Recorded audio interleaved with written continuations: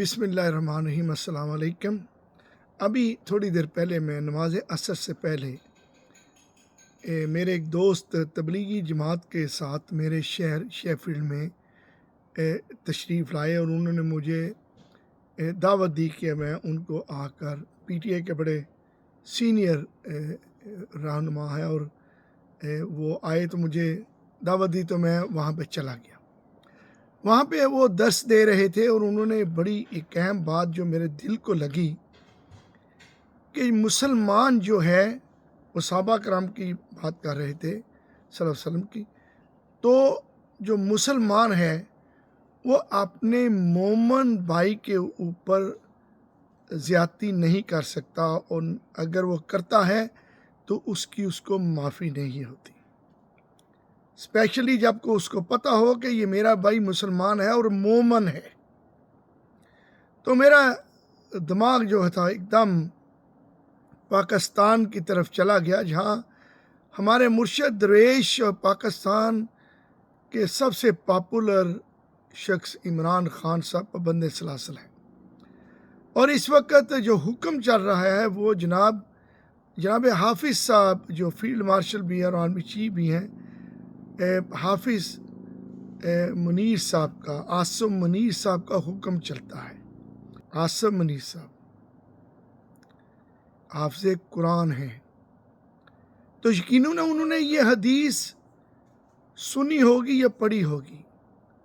तो मेरे दिमाग में ये बात आई कि पार्लियामेंट के अंदर लोग कुरान पे हाथ रख कर हलफ लेते हैं, जो पार्लियामेंटेरियन है, जो अपोजिशन को छोड़कर जो हुकूमती अवानों के अंदर और हुकूमती बेंचों के ऊपर बैठे हुए हैं, हालांकि उनको पता है कि ये फॉर्म 47 के ज़रिए वो हुकूमत में आए। उनकी नून लीग की स्पेशली तो सिर्फ 17 सीटें थी।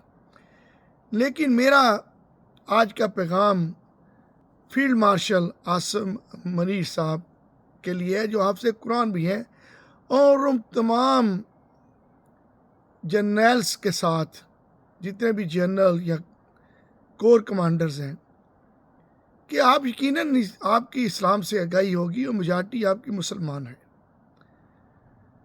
तो क्या आपको इस तरह की हदीसें याद नहीं है कि आप एक सच्चे पाकिस्तानी को, एक सच्चे आशिक रसूल को और उसकी बुशरा बीबी हैं, उनको आपने जेल में रखा हुआ।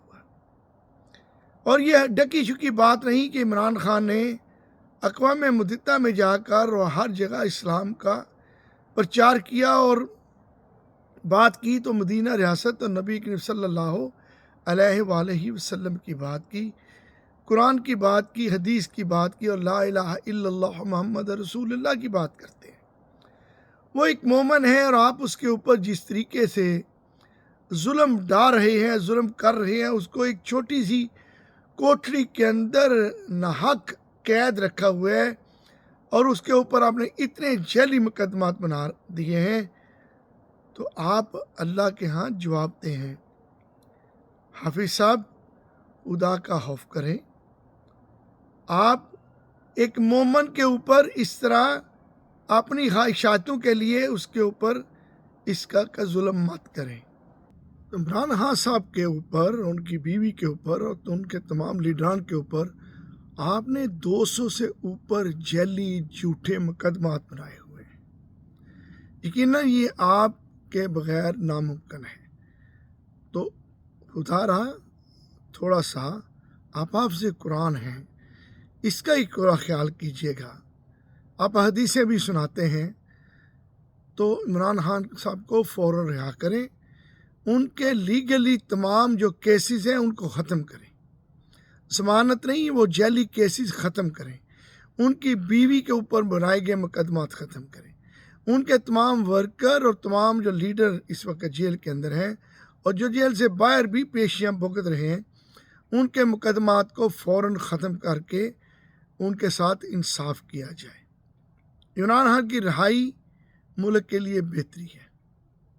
उम्मीद है कि मेरा पैगाम आप तक पहुंचेगा और इसके ऊपर आप सोचेंगे और शायद अमल भी करेंगे कि आप एक मोमन और जो बाकी भी मोमन कैद हैं ان کے اوپر آپ نے جعلی جھوٹے مقدمات کے ذریعے ان کو پابند سلاسل رکھا ہوا ہے، تو اس کی آپ کو اللہ کی ذات معافی نہیں دے گی۔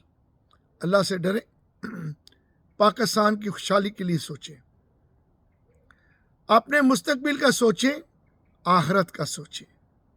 اس کے ساتھ ہی اس دعا کے ساتھ کہ رب العزت تمام مسلمانوں کا اپنے مومن بہن بھائیوں کے اوپر ظلم و تشدد سے باز رکھے۔ پاکستان زندہ باد۔